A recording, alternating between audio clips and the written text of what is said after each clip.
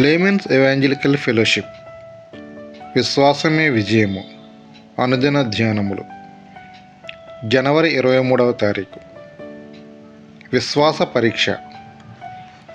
అప్పుడాయన, నీకు ఒక్కడైన నీ కుమారుని అనగా నీవు ప్రేమించు ఇస్సాకును తీసుకొని మోరియా దేశమునకు వెళ్ళి అక్కడ నేను నీతో చెప్పబో పర్వతములలో ఒక దాని మీద దహన బలిగా అతన్ని నర్పించమని చెప్పాను. ఆదికాండము 22వ అధ్యాయము 2వ వచనము.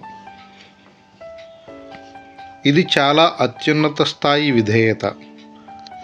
లోతుగా శుద్ధీకరించబడిన ఒక వ్యక్తి యొక్క విధేయత. మానసిక క్రైస్తవత్వము విశ్వాస పరీక్షకు నిలవలేదు. కొన్నిసార్లు అబ్రహాము ఓడిపోయాడు. కరువుకు భయపడి ఐగుప్తుకి ఆతృతగా వెళ్ళాడు. తన భార్య మాట విని దేవునితో సంప్రదించకుండానే హాగరును భార్యగా చేసుకొని తన ఇంటిలోనికి ఎంతో కష్టాన్ని తెచ్చుకున్నాడు. ఓడిపోయాడని అబ్రహామును దేవుడు విడిచిపెట్టలేదు. మనము బలహీనులమని దేవునికి తెలుసు. అబ్రహాము దేవుని మాట వినడం నేర్చుకొని ఆయన మార్గంలో నడిచినాడు. మన వ్యక్తిగత ప్రార్థనలో దేవుడు చెప్పేది వినాలి. ఆత్మకు హృదయానికి మధ్య ఎప్పుడూ సంఘర్షణ ఉంటుంది. ఎల్లప్పుడూ విడవక దేవుని స్వరం మనం వినినట్లయితే మన ఆత్మ తిరిగి ఉజ్జీవింపబడి అప్పుడది మన శరీరాన్ని, మనసును అదుపులో ఉంచడానికి మొదలు పెడుతుంది. ఎవరైతే వ్యక్తిగతంగా ఒంటరి ప్రార్థనలో గడుపుతారో వారు తేలికగా విధేయులు అవుతారు.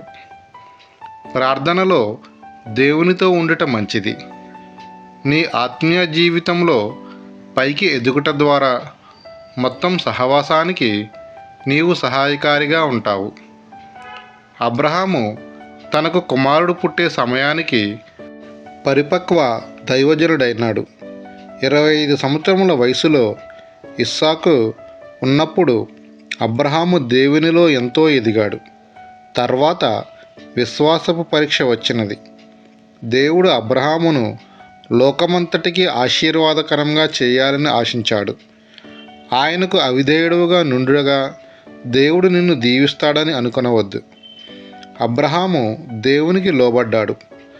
అతడు ఈ ప్రపంచంలో ఒక శక్తిగా మారాడు. కొన్ని నదులు కొన్ని సంవత్సరములైన తర్వాత ఎండిపోతాయి. అయితే అబ్రహాము యొక్క విశ్వాసము బలమైన ప్రవాహ జలముల వలె క్రీస్తు రాకడ వరకు ఆ ఇసుకపై పొర్లి పారినది.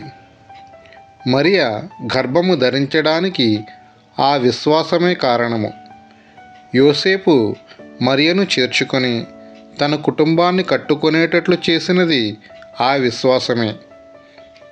ఒకానొక దినాన నీ విశ్వాసము దేవునిని గణపరుస్తుంది అని గుర్తుంచుకో. ఇప్పుడు నీవు బలహీనుడవు కావచ్చు. అయితే నీవు క్రమం తప్పకుండా ప్రార్థన, బైబిల్ పఠనను సాధన చేస్తుంటే ఒకరోజు నీ విశ్వాసము నీ తల్లిదండ్రులను బలపరుస్తుంది. విశ్వాసలేమి వల్లనే ఈ లోకం నశించిపోచున్నది. అబ్రహాము గృహాన్ని దేవుడు సిద్ధం చేశాడు. అబ్రహాం యొక్క పనివారు కూడా విశ్వాసంలో ఉన్నతమెట్టు కలిగి ఉన్నారు. ఆయనను కనబరుచుకొనడానికి నీ జీవితాన్ని తప్ప దేవుడు ఏమి అడుగుతున్నాడు? శ్రేష్టమైన దానితో ఆయనను ఆరాధించుదాము. ఆయనను వెంబడించుటకు సమస్తమును విడిచిపెట్టుదాము. ఎన్ దానియేలు గారు.